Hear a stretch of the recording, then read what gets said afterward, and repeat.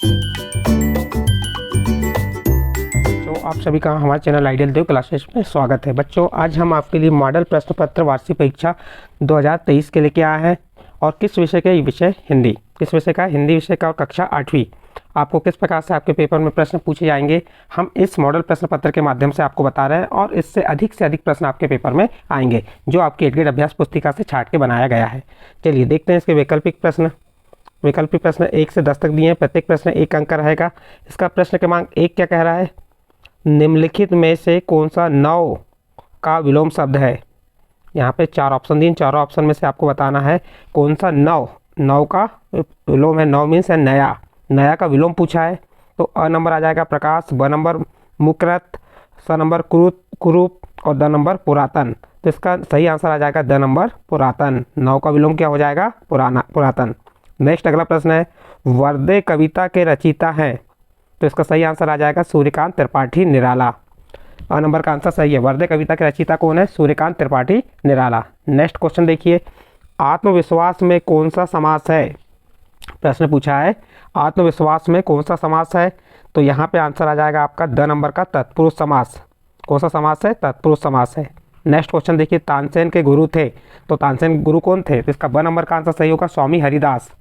Next question देखते हैं, question number 5, Tulsidas की भक्ति निम्नलिखित में से किस भाव की है? तुलसीदास सखा भाव की, दास भाव की, मित्र भाव की, गुरु भाव की? तो इसका सही आंसर आ जाएगा ब नंबर दास भाव की। तुलसीदास की भक्ति किस भाव की है? दास भाव की है। नेक्स्ट क्वेश्चन, क्वेश्चन नंबर 6, श्रुति ईमानदार है और प्रतिभाशाली भी है, यह वाक्य है। देखिए प्रश्न क्या कह रहा है? श्रुति ईमानदार है और प्रतिभाशाली भी है। तो यहाँ पे 2 वाक्य मिलके बने हैं। जब 2 वाक्य मिल रहे हैं एक साथ तो कौन सा वाक्य कहलाएगा? ये साधारण वाक्य कहलाएगा, मिश्रित वाक्य कहलाएगा, संयुक्त वाक्य कहलाएगा? इनमें से कोई नहीं। तो इसका सही आंसर आ जाएगा स नंबर का संयुक्त वाक्य। श्रुति ईमानदार एक वाक्य हो गया और प्रभावशाली भी है, ये दो वाक्य मिलके बने, इसलिए संयुक्त वाक्य हो गया यहाँ पे। इसका नेक्स्ट क्वेश्चन है, वन का पर्यायवाची शब्द है गिरी, अरण्य, तटिनी, अचल। तो इसका सही आंसर आ जाएगा ब नंबर का अरण्य। क्या आ जाएगा? अरण्य। ठीक है। नेक्स्ट अगला प्रश्न देखते हैं, प्रश्न नंबर 8, खालिस्तान ने महेश्वर में किला और शिव मंदिर बनवाया। प्रश्न क्या है? खालिस्तान ने महेश्वर में किला और शिव मंदिर बनवाया था। अ नंबर महारानी लक्ष्मीबाई, ब नंबर महारानी दुर्गावती, स नंबर महारानी अहिल्याबाई? इनमें से कोई नहीं। तो इसका सही आंसर आ जाएगा आपका स नंबर महारानी अहिल्याबाई। महारानी अहिल्याबाई ने महेश्वर में किला और शिव मंदिर बनवाया। नेक्स्ट क्वेश्चन है क्वेश्चन नंबर 9, पाटलिपुत्र नगर खालिस्तान के अध्ययन के लिए मशहूर है। खगोल शास्त्र के लिए, ज्योतिष शास्त्र के लिए, दर्शन शास्त्र के लिए? इनमें से कोई नहीं। तो इसका ब नंबर का आंसर आ जाएगा पाटलिपुत्रम नगर ज्योतिष के अध्ययन के लिए मशहूर है। तो इसका ब नंबर का आंसर सही है। नेक्स्ट प्रश्न है प्रश्न नंबर 10, हाथ पाँव फूलना मुहावरे का अर्थ है। हाथ पाँव फूलना मुहावरे का अर्थ है। अ नंबर सूजन आना, ताकतवर हो जाना, घबरा जाना, खुश होना? तो यहाँ पे अधिकतर बच्चे हाथ पाँव फूलने का अर्थ बता देंगे सूजन आ जाना। नहीं, सूजन आ जाने से नहीं है। तो पहला भी नहीं आएगा, ताकतवर वाला भी नहीं आएगा। घबरा जाना, हाथ पाँव फूल जाना है ना, घबरा जाना। जैसे अपने सामने कोई सांप आ गया, सांप को जैसे ही देखे तो हमको हाथ पाँव फूल जाते हैं कि नहीं, घबरा जाते हैं कि नहीं? तो यहाँ पे इसका सही आंसर आ जाएगा घबरा जाना। द नंबर का भी गलत है, तो इसका स नंबर का आंसर आएगा। नेक्स्ट अगला प्रश्न लघुत्तरीय प्रश्न है और ये प्रश्न क्रमांक 11 से 20 तक रहेंगे और ये प्रत्येक प्रश्न 3 अंक के रहेंगे। चलिए प्रश्न क्रमांक 11 में क्या कह रहा है? वर्दे कविता में कवि किससे वरदान मांग रहा है? प्रश्न है, वर्दे कविता में कवि किससे वरदान मांग रहा है? तो उत्तर बता देंगे, इस कविता में, किस कविता में? वर्दे कविता में कवि ज्ञान की देवी माँ सरस्वती से वरदान मांग रहा है। फिर प्रश्न नंबर 12 देखिए, राम बाली के सामने आकर क्यों नहीं लड़े? तो आपको इसके पहले के वीडियो मैंने बताए थे कि बाली में वह वरदान प्राप्त था कि यदि कोई शत्रु उसके सामने आता है तो उसका आधा बल उसको मिल जाता है। तो देखिए यहाँ पे बाली को अपने शत्रु या विरोधी के आधे बल को खींच लेने का वरदान प्राप्त था। अतः राम उसके सामने आकर नहीं लड़े, यह वरदान बाली को शंकर भगवान ने दिया था। राम भगवान शंकर के वरदान का सम्मान करते थे, इसलिए राम बाली के सामने आकर नहीं लड़े। नेक्स्ट अगला प्रश्न है प्रश्न नंबर 13, मध्य प्रदेश में संगीत की राज्य अकादमी किस महान संगीतकारों के नाम से कहाँ स्थापित की गई? प्रश्न है, मध्य प्रदेश में संगीत की राज्य अकादमी किस महान संगीतकारों के नाम से कहाँ स्थापित की गई? उत्तर देखिए, मध्य प्रदेश में संगीत की राज्य अकादमी प्रख्यात संतूर वादक वस्ताद अलाउद्दीन खान की स्मृति में अलाउद्दीन खान के अकादमी के नाम से मेहर में स्थापित की गई। कहाँ स्थापित की गई? मेहर में। और किसके नाम से? अलाउद्दीन खान। नेक्स्ट प्रश्न, वीर जन्नी का पुरस्कार किसे मिला? वीर जन्नी का पुरस्कार किसे मिला? तो आप उत्तर बता देंगे। वीर जन्नी का पुरस्कार अद्भुत साहसी जन्नी श्रीमती टी सुब्रमण्यम को मिला। श्रीमती सुब्रमण्यम ने अपना 25 वर्ष तक सहिष्णुता के साथ अपनी पुत्री के साथ साथ कठिन साधना की। इस प्रकार प्रश्न नंबर 14 कंप्लीट हुआ। इसका प्रश्न नंबर 15 देखते हैं। लेखक से मुक्तानंद ने कौन सी ग्रंथावली मांगी? लेखक से मुक्तानंद ने कौन सी ग्रंथावली मांगी? तो आप उत्तर बताएंगे। लेखक से मुक्तानंद ने कालिदास ग्रंथावली मांगी। नेक्स्ट अगला प्रश्न, प्रश्न नंबर 16, वेधशाला किसे कहते हैं? तो उत्तर बताएंगे। वेधशाला में तारामंडल और नक्षत्रों की गति का अध्ययन किया जाता है। कहाँ पे? वेधशाला में तारामंडल और नक्षत्रों की गति का अध्ययन किया जाता है। यह एक प्रयोगशाला ही नहीं जिसमें ज्योतिषी ग्रहों आदि के लगने और समाप्त होने के समय की भविष्यवाणी करते हैं। नेक्स्ट अगला प्रश्न है, बिश्नोई समाज की स्थापना किसने की? उत्तर बता देंगे। बिश्नोई समाज की स्थापना आज से लगभग 500 वर्ष पहले सन 1485 ईस्वी में भगवान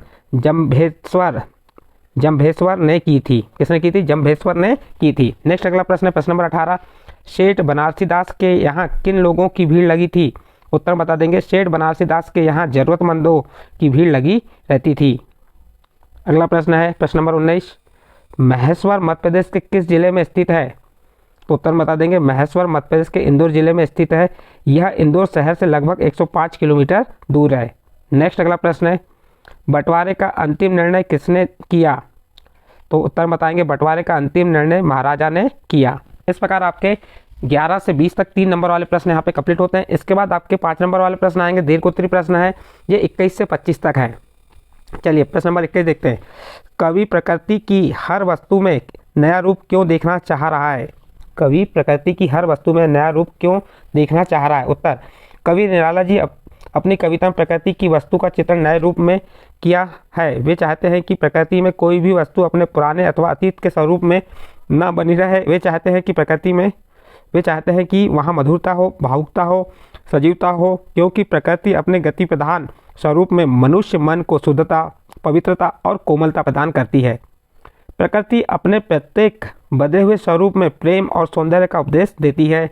प्रकृति के स्वतंत्र विकास से उसकी निर्भीकता तथा सभी के कल्याण की भावना मनुष्य में विकास पाती है। प्रकृति के मुक्त चित्रण में कवि ने रूढ़ियों की अंधेरी काया को तोड़कर मानव मुक्ति का संदेश दिया है। नए बादल में मधुर गंभीर गर्जना लोगों के मन में विकारों को दूर करके अपनी सुखद वर्षा से पृथ्वी को सस्य श्यामला बना देती है। कवि ने अपनी कविता में सर्वत्र अज्ञान के अंधकार को मिटाने तथा ज्ञान के प्रकाश से संपूर्ण जगत को लाभ देने के लिए शारदा से निम्र निवेदन किया है कि संपूर्ण समाज सत्य, शिव और सुंदर बन जाए। इस प्रकार प्रश्न नंबर 21 आपका यहाँ कंप्लीट होता है। इसके बाद आपका प्रश्न नंबर 22 आता है। प्रश्न नंबर 22 में क्या कहा है? लेखक ने हेलन केलर का उदाहरण देकर हमें क्या समझाना चाहा है? तो उत्तर बताएंगे। हेलन केलर एक प्रसिद्ध और उच्च कोटि की विचारक थी। देखिए प्रश्न क्या था? लेखक ने हेलन केलर का उदाहरण देकर हमें क्या समझाना चाहा है? तो उत्तर में हम बताएंगे। किसके बारे में बताएंगे? हेलन केलर एक प्रसिद्ध और उच्च कोटि की विचारक थी। उन्होंने अपनी एक सूक्ति में कहा था कि हमें जब सफलता प्राप्त होती है तो उसमें हमें सुख मिलता है, परंतु लक्ष्य प्राप्ति में विफल होना निश्चय ही सुख के द्वार को बंद होने के समान है। हम उस सफलता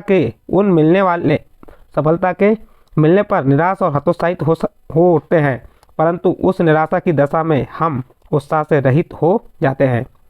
आत्मविश्वास और लक्ष्य प्राप्ति की सामर्थ्य से अपने विश्वास को खो बैठते हैं, जबकि होना यह चाहिए कि उद्देश्य प्राप्ति हेतु अपने अंदर की शक्ति को विकसित करना चाहिए और उसके प्रति मजबूत श्रद्धा और विश्वास रखना चाहिए। एक बार विफल होने पर हतोत्साहित नहीं होना चाहिए। सफलता पाने तक अपने प्रयास चालू रखने चाहिए। इस प्रकार बच्चों आपका प्रश्न नंबर 22 यहाँ कंप्लीट होता है। इसके बाद नेक्स्ट अगला प्रश्न है प्रश्न नंबर 23। प्रश्न नंबर 23 क्या है? जबलपुर में भेड़ाघाट के अतिरिक्त कौन कौन से घाट हैं? वे भेड़ाघाट की तरह आकर्षण क्यों नहीं लगते? उत्तर देखिए। लेखक ने भेड़ाघाट देखा, वहाँ की सुंदरता का प्रभाव लेखक के मन में बहुत ही अधिक था। उसने सबसे पहले ग्वारी घाट और तिलवाड़ा देख लिया था। इन स्थानों में की प्रकृति भी कम सौंदर्यमयी नहीं थी। यहाँ की चट्टानें भी सतपुड़ा के शिखरों की गौरव थीं। इन प्राकृतिक उपादानों में उनकी विशालता की शोभा थी जिसके महत्व को नहीं आंका जा सकता था। दूध धारा और धुआंधार भी अनेक प्राकृतिक सौंदर्य की आभा को बिखेरे रही थी। इन्हीं शिखरों में मध्य गौरी शंकर और 64 योगिनी का मंदिर है। नर्मदा के किनारे वाले बीहड़ जंगलों के मध्य इन मंदिरों का निर्माण करना भी अपने आप में एक ऐतिहासिक सच्चाई है। लेखक को इन सभी स्थलों की सुंदरता ने प्रभावित तो किया, परंतु उसके ऊपर भेड़ाघाट की सुंदरता का मुग्धकारी प्रभाव चमत्कारी है। इस प्रकार आपका प्रश्न नंबर 23 कंप्लीट हुआ। नेक्स्ट अगला प्रश्न है, अंतिम प्रश्न है, प्रश्न नंबर 24। सालिम अली ने जिस घायल पक्षी को उठाया था उसकी पहचान मुश्किल क्यों थी? उत्तर देखिए, सालिम अली ने एक घायल पक्षी को उठाया। वह पक्षी गौरैया जैसा लगता था, परंतु उस पक्षी के गले पर पीला धब्बा था। असमंजस में पड़ा हुआ सालिम अली उस पक्षी को अपने चाचा अमरुद्दीन तैयब जी के पास ले गया और पूछा कि यह पक्षी किस किस्म का है।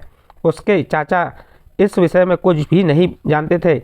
इसके बाद उसके चाचा उस बालक को बॉम्बे नेचुरल हिस्ट्री सोसाइटी के ऑफिस में ले गए। वहाँ WS मिलार्ड से परिचय करवाया।